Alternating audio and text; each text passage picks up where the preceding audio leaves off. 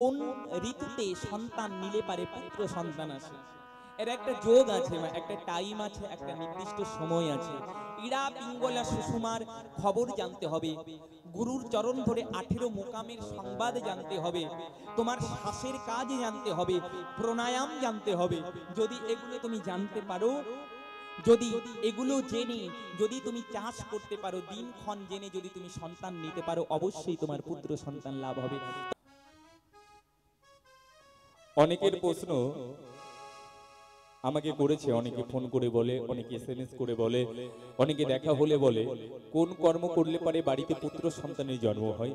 তবে প্রথমত বলি, দেখুন, পুত্র যেমন মূল্যবান, কন্যাও তেমন মূল্যবান। পুত্র কন্যা কেউ আলাদা নয়, দুজনাই সমান।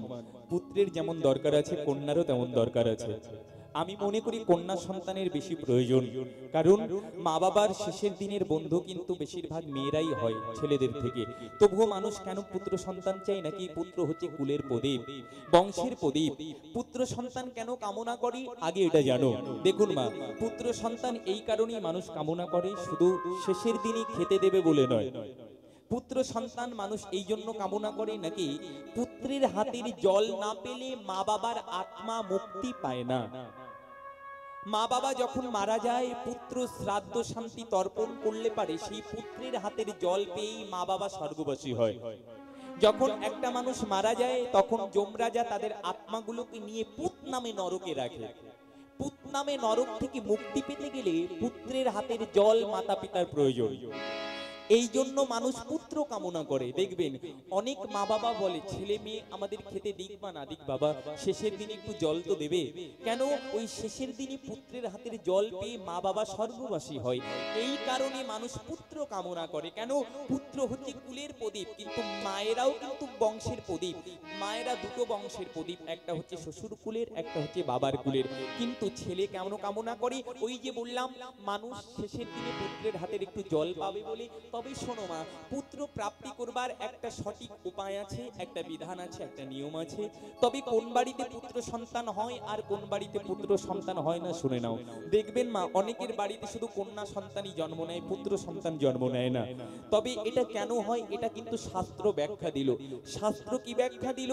কোন বাড়িতে শুধু কন্যা সন্তান জন্ম নেয়, তবে একটা কথা বলি, যে বাড়িতে কন্যা সন্তান জন্ম নেয় সেই বাড়ির পিতা কিন্তু বড় সৌভাগ্যবান হয়। কেন? নাকি কন্যা সন্তান সবার বাড়িতে জন্ম নেয় না, কন্যারা হচ্ছে ভাগ্য লক্ষ্মী। শাস্ত্রে বলে কন্যা সন্তান জন্ম নিলে পারে বাড়িতে মা লক্ষ্মীর আগমন হয়। শুধু তাই নয়, আপনারা অনেকে জানেন না, যদি কোনো বাড়িতে কন্যা সন্তান জন্ম নেয়, সেই কন্যা সন্তান যদি ধীরে ধীরে বড় হয়, সেই কন্যা সন্তান যদি বাবার সাথে সেবা করে, অর্থাৎ বাবার সঙ্গে একই সঙ্গে যদি মেয়ে খায়, তাহলে সেই বাবার কোনোদিন অকাল মৃত্যু হয় না, এটা জেনে না। কোন কন্যা যদি তার বাবার সঙ্গে একসঙ্গে খাবার খায়, তাহলে সেই বাবার কোনোদিন অকাল মৃত্যু হয় না। যদি কোনো বাবা কন্যা সন্তানকে অনেক ভালোবাসে, যদি কোনো বাবা কন্যা সন্তানের জন্য প্রত্যেক দিন কিছু খাবার কিংবা কিছু উপহার নিয়ে আসে, সেই বাবার জীবনে উন্নতি হয়। যদি কোনো বাবা প্রত্যেক দিন সকালবেলায় ঘুম থেকে উঠে নিজের মেয়েকে আদর করে, তাহলে সেই বাবার কোনোদিন দুরাঘাতে কিংবা অ্যাক্সিডেন্টে মৃত্যু হয় না। শুনে নাও, নারীদের অনেক গুণ আছে, তাই নারীরা দুটো বংশের প্রদীপ। শোনো মা, এটা তো নারী তত্ত্ব গেল। নারীদের নিয়ে আমি অনেক তত্ত্ব বলি, অনেক কথা বলি, সেটা আপনারা ভিডিওর ভিতরে দেখেন। কেন নারীদের নিয়ে বলি? দেখো, নারীরা হচ্ছে সংসারের খুঁটিমা। একটা বাড়ির নারী যদি ভালো হয়, তাহলে সংসার আলো হয়, আর একটা নারী যদি আনাড়ি হয়, সংসার ধ্বংস হয়ে যায়। তাই মায়েদের ভালো হতে বলি। কেন? মা চাইলে পারে সংসারটাকে ভালো করতে পারে। একটা বাবা মারা গেলে পারেও কিন্তু একটা মা তার সন্তানকে বড় করতে পারে, লালন করতে পারে, মানুষ করতে পারে। তাই মায়ের মতো আপন কেউ হয় না। তাই মা হচ্ছে এই জগতে সবথেকে মূল্যবান বস্তু। তাই নারীদের আমাদের যত্ন করতে হবে, আদর করতে হবে, ভালোবাসতে হবে। তাই তো আজ বাঙালিরা নারীকে মা দুর্গা রূপে পুজো করছে, নারীকে কালী রূপে পুজো করছে, নারীকে লক্ষ্মী, দুর্গা, সরস্বতী, মনসা, শীতলা, আমরা নারীকে মা রূপে পুজো করি। সেই মাকে আমাদের যত্ন করতে হবে, নিজের মাকে সম্মান করতে হবে, পরের মাকেও সম্মান করতে হবে। নিজের ঘরের রমণীকে যেমন সম্মান করবে, পরের রমণীকেও সম্মান করবে, পরের বোনকেও তোমার বোন মনে করতে হবে। দেখুন, এবার এলো পুত্র সন্তান কেন আমাদের দরকার। শোনো মা, শাস্ত্রে বর্ণনা করছি, সেই বাড়িতে পুত্র সন্তান জন্ম নেয় না যে বাড়িতে পিতৃদোষ থাকে। এবার আপনারা বলবেন, পিতৃদোষ কাকে বলে? মা শোনো, যদি কোনো বাড়িতে কোনো বাবা সন্তানের কাছে দুঃখ পেয়ে মৃত্যুবরণ করে, কিংবা তার পূর্বপুরুষের কোনো মানুষ কষ্ট পেয়ে মারা গেছে, সন্তানের হাতে লাঞ্ছিত বঞ্চিত হয়েছে, সন্তান তার সঙ্গে দুর্ব্যবহার করেছে, এমতো অবস্থায় যদি পিতৃপুরুষ মারা যায়, সেই পিতৃপুরুষের আত্মা কোনোদিন মুক্তি পায় না। তারা পিতৃলোকে থাকে এবং পিতৃলোক থেকে তারা অভিশাপ প্রদান করে, সেই বাড়িতে কোনোদিন পুত্র সন্তান জন্ম নেয় না। অর্থাৎ কি হলো নাকি, যে বাড়িতে পিতৃদোষ থাকে অর্থাৎ পূর্বপুরুষের আত্মা অসন্তুষ্ট হয় তার সন্তানের প্রতি, সেই বাড়িতে কোনোদিন পুত্র সন্তান হয় না। তুমি যতই ঠাকুরের কাছে যাও, যতই ডক্টরের কাছে যাও, যতই মন্দিরে যাও, যতই গির্জায় যাও, তোমার পুত্র সন্তান হবে না যদি তোমার পূর্বপুরুষের আশীর্বাদ মাথায় না থাকে। আর একটা কথা বলি, পূর্বজন্মের স্বীকৃতি না থাকলেও কিন্তু বাড়িতে পুত্র সন্তানের জন্ম হয় না। আর পুত্র সন্তান শুধু জন্ম দিলে হবে না, পুত্র সন্তানটা যেন পুত্র সন্তানের মতনই হয়, যে সন্তানের কর্মে যেন মা বাবার মুখ উজ্জ্বল হয়। এমন সন্তান জন্ম দেবেন না যে সন্তান জন্ম নিয়ে আপনাকে কলঙ্কিনী করবে, আপনার বদনাম করবে, আপনাকে নরকে নিয়ে যাবে। তবে দেখুন মা, সন্তান কিন্তু দুটো কর্মের ফলে হয়, একটা হচ্ছে সৎ কর্ম আর একটা হচ্ছে অসৎ কর্ম। তবে কেমন অসৎ কর্ম দেখবেন মা, অনেকের বাড়িতে পুত্র সন্তান আছে কিন্তু সন্তান সন্তান নয়, যেন একটা অমানুষ, একটা পশু।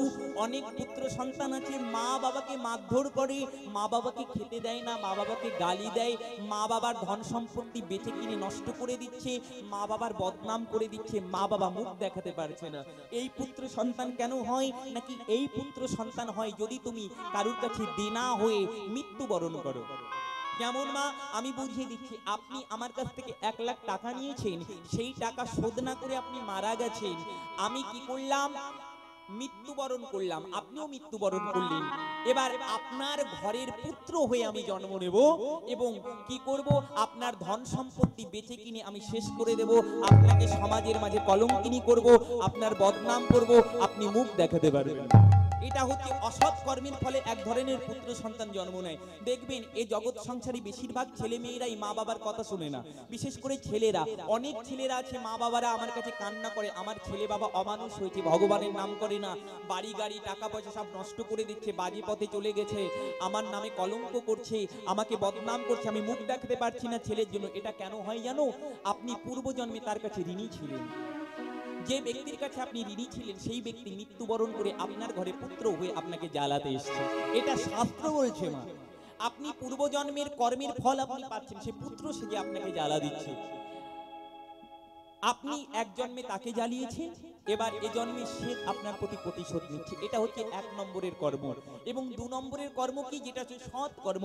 দেখবেন যারা সৎ কর্মের অধিকারী হয় তাদের ঘরে ভালো পুত্র জন্ম নেয়, ভালো সন্তান জন্ম নেয়। তারা সাত্বিক গুণের হয়, ভগবানকে ভালোবাসে, মা বাবাকে ভালোবাসে, মানুষকে সম্মান করে, হরিভক্ত হয়।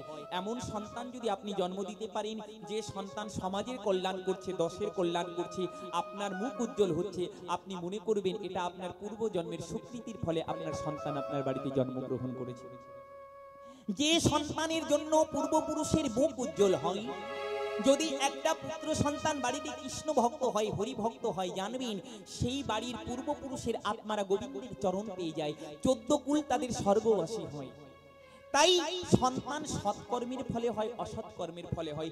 এবার আপনাদের বলি মা, পুত্র সন্তান পেতে গেলে পারে নিজেদের হাতেই সমস্ত কিছু আছে। এটা আগে জানতে গেলে পারে আপনাদের দীক্ষা শিক্ষা নিতে হবে।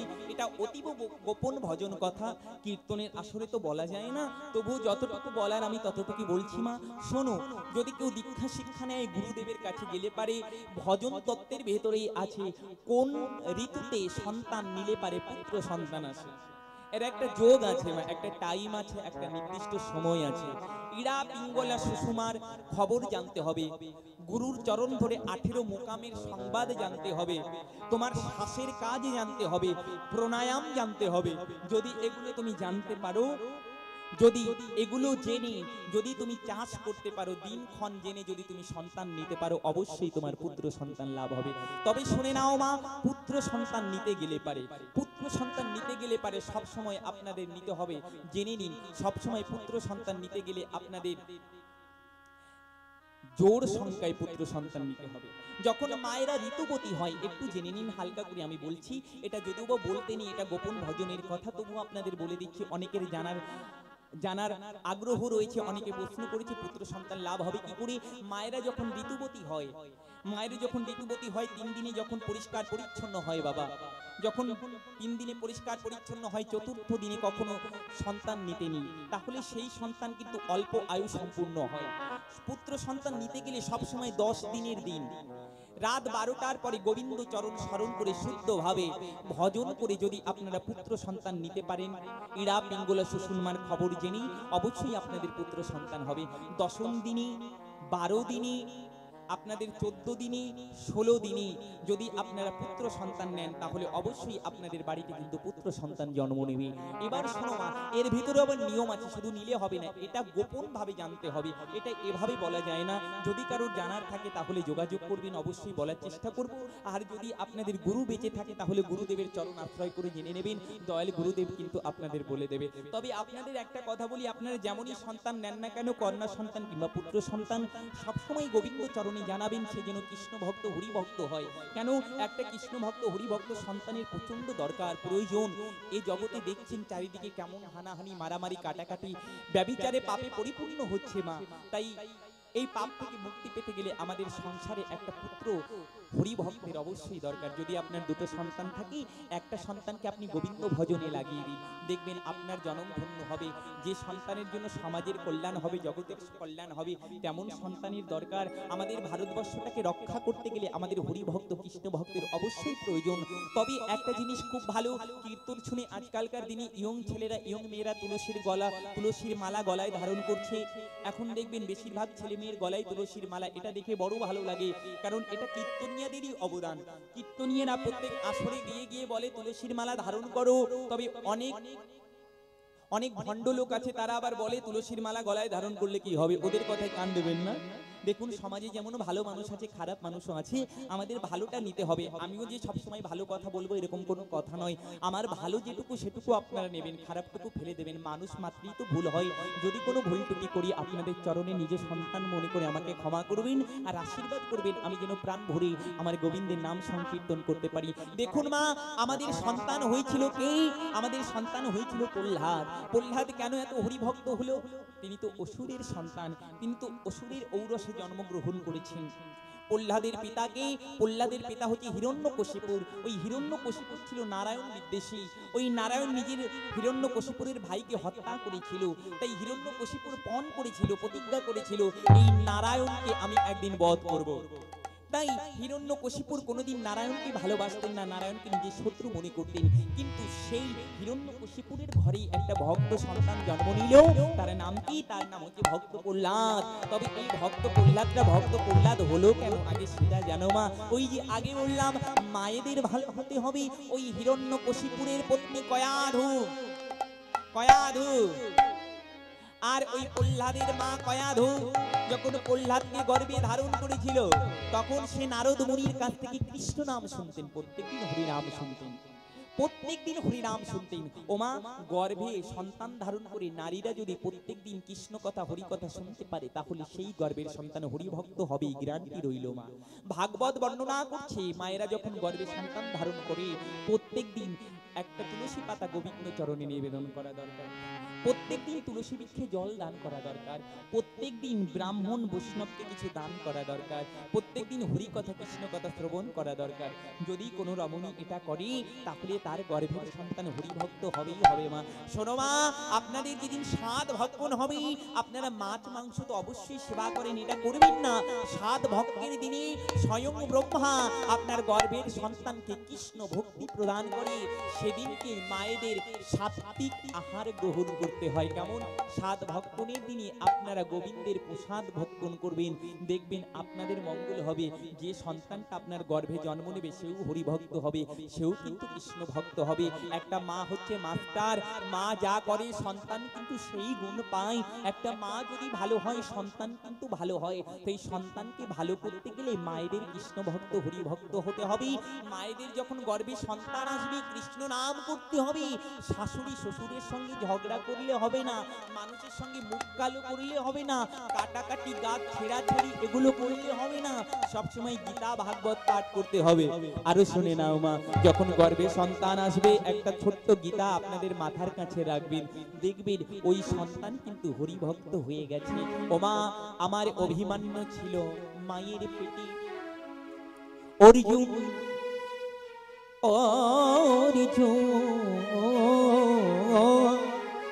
সুভদ্রাকে বলল, শোনো সুভদ্রা, আমি তোমার কাছে একটা গোপন কথা বলি, আমার পুত্র তোমার গর্ভে আছে, আমি তোমায় একটা কথা বলি। কি কথা? যখন যুদ্ধ হচ্ছিল ওই যুদ্ধের গোপন কথা তখন আমার অর্জুন তার পত্নীর কাছে বলছিল, সুভদ্রার কাছে। অভিমান্যকে যখন সবাই চক্রগৃহের ভিতরে বধ করলো, এই কথাটা যখন আমার অর্জুন বলছিল, ওই সুভদ্রা শুনতে শুনতে কখন যেন ঘুমিয়ে পড়েছিল। ওমা, ওই পেটের ভিতরে ছিল অভিমান্য, অভিমান্য সব কথা শুনেছিল, ওই চক্রগৃহের ভিতরে ঢোকার কথা শুনেছে, কিন্তু বেরোনোর কথা শুনতে পারেনি। কেন? মা ঘুমিয়ে পড়েছে, তখন অভিমান্য ঘুমিয়ে পড়েছে। তখন অভিমান্য বলছিল, মা তুমি ঘুমিয়ে পড়লে, আমি ওটা ঢোকবার পথ জানতে পারলাম, কিন্তু বেরোনোর পথ তো জানতে পারলাম না। তাই পেটে যখন সন্তান থাকে, মা যে কর্ম করে সন্তান কিন্তু সেই কর্মের ফলের অধিকারী হয়। তাই মা যদি সৎকর্ম করে, সন্তান কিন্তু সদ্গুণের অধিকারী হয়। আর পেটে গর্ভে সন্তান নিয়ে যদি মা মাছ মাংস খায়, তাহলে সন্তানও কিন্তু তেমন হবে। পেটে গর্ভে সন্তান নিয়ে যদি মা এখন সবকিছু খাসির ঠ্যাং খায়, মুরগির ঠ্যাং খায়, শুয়োর খায়, তাহলে যে ছেলেটা জন্ম নেবে সে তো শুয়োরের গুণই পাবে। মা, কেন? তুমি তো শুয়োর, হাঁস, মুরগি, ছাগল খেয়ে সন্তানটাকে বড় করেছো, পেটের ভিতরে মানুষ করেছো, সেই সন্তান বড় হয়ে তো তোমার সঙ্গে পশুর মতনই ব্যবহার করবে। তাই সন্তানটাকে মানুষ করতে গেলে তোমার মানুষের মতো কর্ম করতে হবে, সৎ কর্ম করতে হবে, ভালো কিছু করতে হবে, তাহলে তোমার গর্ভের সন্তানটাই কিন্তু সৎ হবে, হরি ভক্ত হবে, কৃষ্ণ ভক্ত হবে। তাই আপনাদের কিন্তু গর্ভে সন্তান নিয়ে হরি ভক্ত, কৃষ্ণ ভক্ত হতে হবে, কীর্তন শুনতে হবে, দীক্ষা নিতে হবে। তবে আরেকটা কথা বলি, শোনো মা, গর্ভে সন্তান নেবার আগে অবশ্যই দীক্ষা নেবেন। দীক্ষা না নিলে কিন্তু সুন্দর সন্তান আপনার গর্ভে আসবে না। তার প্রমাণ কি?